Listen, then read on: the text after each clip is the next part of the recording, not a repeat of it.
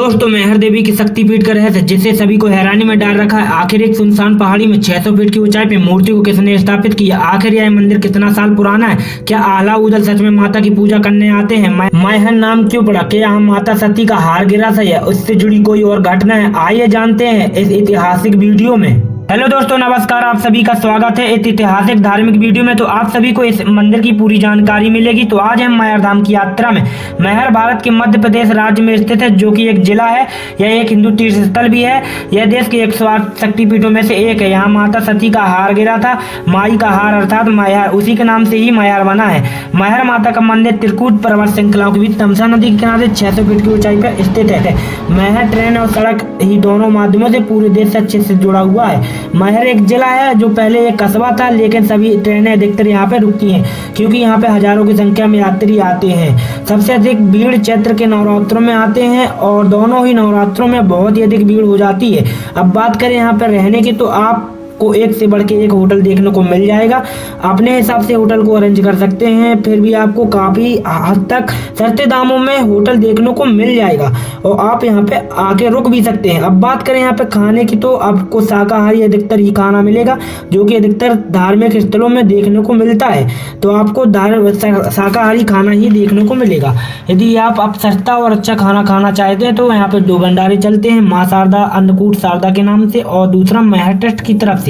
तो आप यहाँ पे आके बिल्कुल फ्री और सबसे अच्छा खाना खा सकते हैं। मैहर माता का मंदिर पहाड़ में स्थित है और आप सीढ़ियों और रोपवे दोनों ही माध्यमों से ऊपर माता तक पहुँच सकते हैं। यदि आप सीढ़ियों से चढ़ते हैं तो आपको 1006 सीढ़ियाँ चढ़नी पड़ेंगी, जो कि बहुत मेहनत का काम है। यदि आप सक्षम है तो आप सीढ़ियों से जा सकते हैं। बहुत से लोग माता से मन्नत मांगे हुए होते हैं, वो लोग सीढ़ियों का ही सहारा लेते हैं और आपको जैसे सीढ़ियाँ पूरी होती हैं तो नगाड़े वाले भैया ढोल बजाकर आपका स्वागत करते हैं माता के दरबार में। लेकिन आप सीढ़ियों से नहीं जाना चाहते हैं तो रोपवे का उपयोग कर सकते हैं। यदि आपके पास समय है तो सीढ़ियों से ही जाइए। बहुत अच्छा लगता है पैदल पहाड़ चढ़ने में और पहाड़ से भी मैहर शहर देखने में बहुत खूबसूरत लगता है।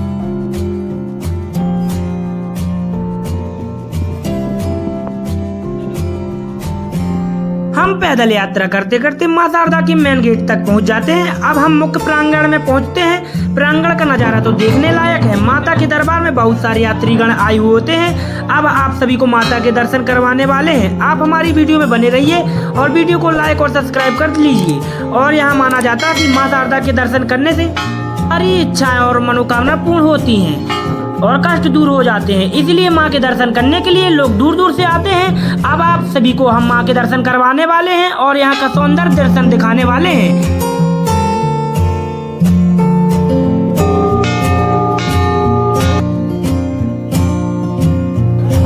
देखिए आप गाइस, बहुत ही मेहनत से 3.5 घंटों में हम लोग ऊपर पहुँच चुके हैं और बहुत समय लगा। यहाँ पे और ये देखिए कैसा लग रहा है चारों तरफ से जन्नत ही जन्नत यहाँ पे आके। और ये देखिए कैसा लग रहा है।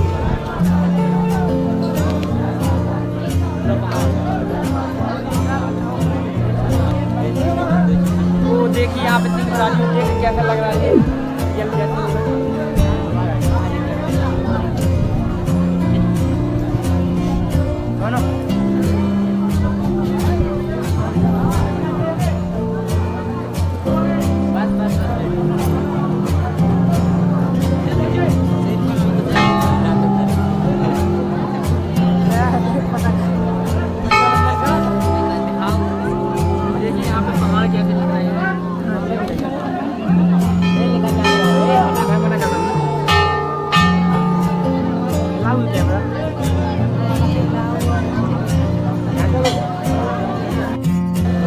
देखिए यहाँ पे एंट्री करती है, आप को दर्शन होने ही वाले हैं।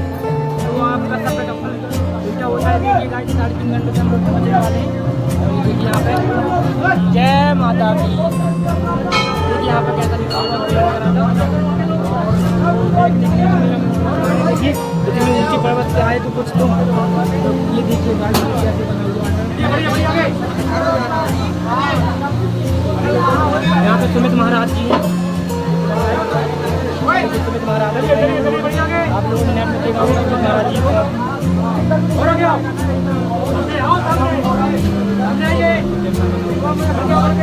देखिए, कैमरा और मोबाइल ले जाना अलाउ नहीं था, लेकिन आप सभी के लिए हम मोबाइल ले गए और वीडियो की शूटिंग पूरी कर ली और माता के दर्शन हो गए और हम बाहर निकल गए। और यहाँ बहुत सारी धार्मिक प्रचलित मान्यताएं हैं, कहानियां हैं जो आज भी देखने को मिलती हैं। यहाँ माना जाता है कि आला आज भी जिंदा है। आला हवा की तरह आते हैं और माता की पूजा अर्पण करके आंधी की तरह गायब हो जाते हैं। जब सुबह आरती के लिए महाराज आते हैं तो उन्हें पहले से ही माँ शारदा की आरती करी हुई मिलती है, पुष्प चढ़े हुए मिलते हैं और पैरों के निशान भी मिलते हैं। और इससे सिद्ध होता है कोई तो है रात को माता की पूजा आरती करता है और लोगों के आने से पहले गायब हो जाता है। लोगों का मानना है कि ये सब आला करते हैं।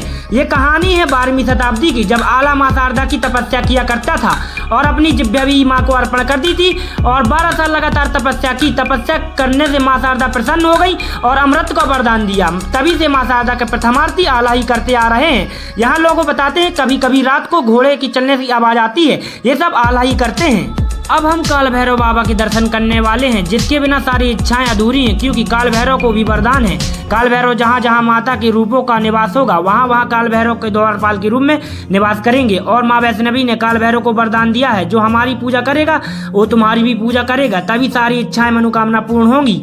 इसीलिए आप सभी ने देखा होगा जिस स्थान पर माता का निवास होता है उस स्थान पर द्वारपाल के रूप में काल भैरव जी का निवास होता है। के बाद काल भैरव के दर्शन करने के बाद माता के 9 रूपों का दर्शन करवाने वाले हैं, जिसमें से कुछ ही मंदिर बने हुए हैं। पहला माँ शारदा का मंदिर है और दूसरा माँ दुर्गा का मंदिर है और इसी प्रकार अन्य रूपों के मंदिर बने हुए हैं, आप दर्शन कर सकते हैं।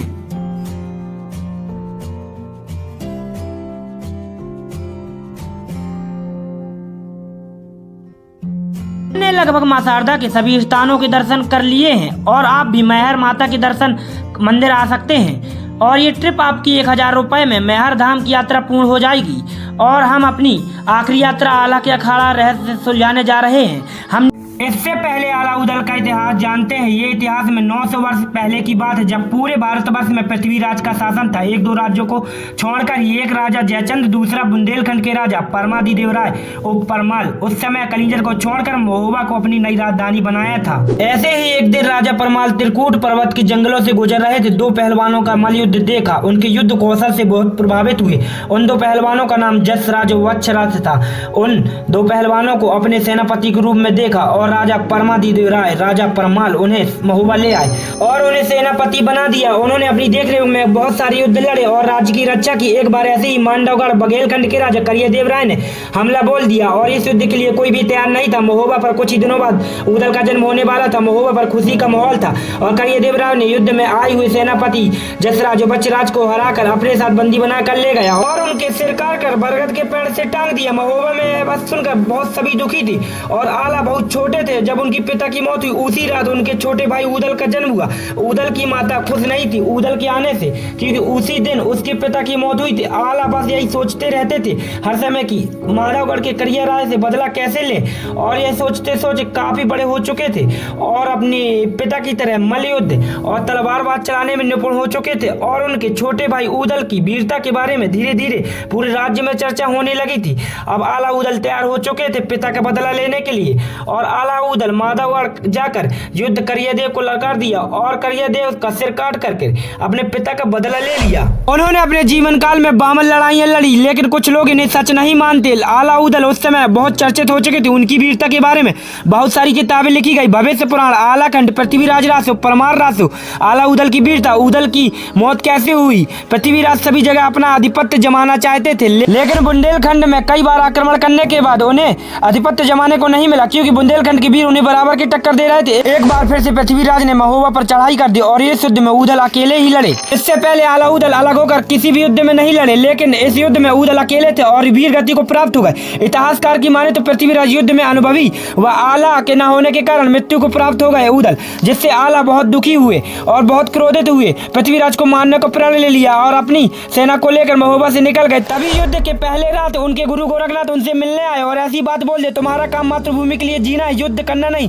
और अपने भाई का मृत्यु का बदला न ले पाने के कारण गुरु गोरखनाथ की आज्ञा का मान त्रिकूट पर्वत के जंगलों में रहने लगे और सांसारिक जीवन को त्याग दिया और माता की तपस्या करने लगे। 12 साल आला ने माता की दिव्य दर्शन पाने के लिए साधना की और कोई नहीं जानता माता को दिव्य दर्शन हुए कि नहीं। कुछ लोग मानते कि आला को दिव्य दर्शन हुए, साधना की परम अवस्था आला ने हासिल कर लिया, आज भी अमर हो। कोई नहीं जानता अंतिम समय में आला कहाँ गए। गरड़िए की कहानी। त्रिकूट पर्वत के जंगलों में गरड़िए ने एक मंदिर को देखा जो बहुत ही अद्भुत था। इसमें एक मूर्ति थी। जब यह बात महर के राजा दुर्जन सिंह को बताई तो इतिहास में रुचि रखने वाले मंत्री ने कहा कि यह मूर्ति वही होगी जो आला ने स्थापित किया। जब यह गरड़िए के साथ वहां पे पहुंचे तो ये बात पूरी तरह से सच निकली। वहां पे एक मूर्ति थी जिसके सामने बहुत कीमती आभूषण व तत्कालीन दुर्जन सिंह ने मंदिर का निर्माण करवाया। एक समिति का गठन किया। राजा दुर्जन सिंह ने मंदिर के निर्माण के लिए बहुत सी चीजें की। महर धीरे धीरे चर्चित होने लगा, लोग दूर दूर से आने लगे। एक समय ऐसा था मंदिर की महिमा धूमल पड़ गई थी। आज आप सभी जानते हो कि कितनी भीड़ होती है और महर शहर धीरे धीरे समृद्ध होने लगा था। अब हम आला के अखाड़ा जाने वाले हैं, चलिए चलते हैं।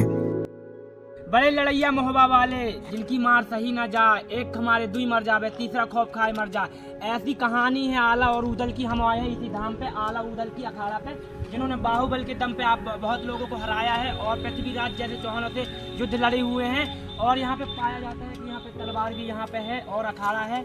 और यहाँ पे देखिए उनके धाम ही आए हैं हम लोग जहाँ अखाड़ा है और तालाब ही है पास में। तो चलिए चलते हैं, कैसा देखेंगे, बाबा लोगों से पूछेंगे और यहाँ पे बैठे होंगे जो बुजुर्ग लोग तो उनसे पूछेंगे और कैसा है इसके बारे में देखते हैं। अंदर चलते चलिए चलते हैं।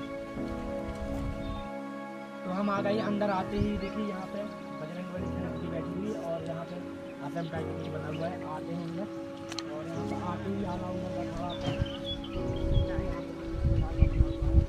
और यहाँ पे माना जाता है यहाँ पे 12 साल तपस्या किया है आला ने और यहीं पे अमृत का वरदान पाया है। और ये देखिए पीछे मंदिर भी है, यहीं जाके पूजा पाठ करते रहे। चलिए अंदर चलते हैं, बाबा लोग से पूछेंगे के बारे में। और ग्राउंड है यहाँ का, यहाँ पे ग्राउंड है और चलिए अंदर चलते हैं इसके बारे में। और ये देखिए अखाड़ा यहीं पे है और यहीं पे मंदिर पूजा करते हैं आला उधर और उन्हें अमृत का वरदान है और इसके पीछे बहुत बड़ा रहस्य है। चलिए रहस्य को सुलझाते हैं और बाबा जी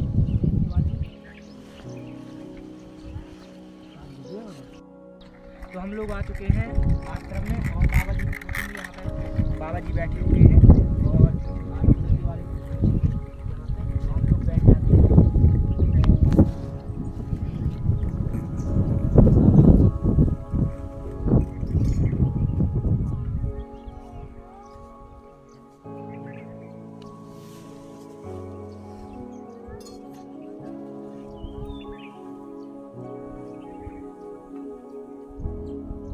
बाबा जी आला उदल के बारे में बताइए कुछ। आला यहाँ 12 साल तपस्या की जी आला 12 साल तक आला उदल दोनों भाई, मतलब आला ने किया है, आला ने किया है। उदल का नाम आता है, आला उदल दोनों साथ में नाम दिए जाते हैं। और ये महोबा की रहने वाली थी, सेनापति किनकी, राजा परमार की। और यहाँ पे मल युद्ध किया करते हैं, 12 साल तपस्या किए हुए हैं। और यहाँ अमृत का भी वरदान यहाँ पे मिला हुआ है आला को। और यहाँ माना जाता है कि यहाँ पे रोज सुबह की आरती वही करते हैं माँ शारदे की। और इसके बारे में यहाँ पे तालाब भी बना है तो दिखा देंगे आप लोगों को। और ये अखाड़ा है, देख लीजिए यहाँ पे यही मल युद्ध किया करते रहे आला जी। और यहाँ पे उनकी मूर्तियाँ भी बनी हैं और आश्रम भी है थोड़ी वहाँ टाइप का पीछे टाइप, तो दिखा देंगे आप लोगों को। चलिए चलते हैं वहाँ भी। और कुछ बाबा जी, मनिया देव है उधर हैं? मनिया देव, अच्छा मन्या देव, आला जी के खोज मनिया देव। अच्छा फिर वहाँ कुआं है।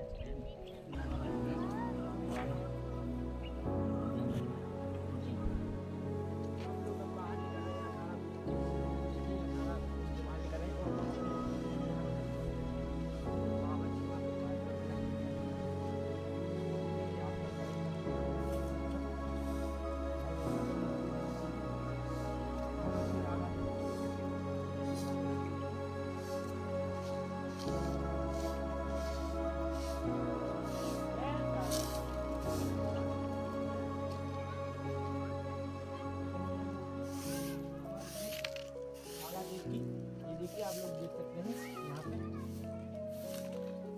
यदि वीडियो अच्छी लगी हो वीडियो को लाइक करें, चैनल को सब्सक्राइब करें और कमेंट करें इसी तरह वीडियो देखने के लिए, तो चैनल को सब्सक्राइब करें।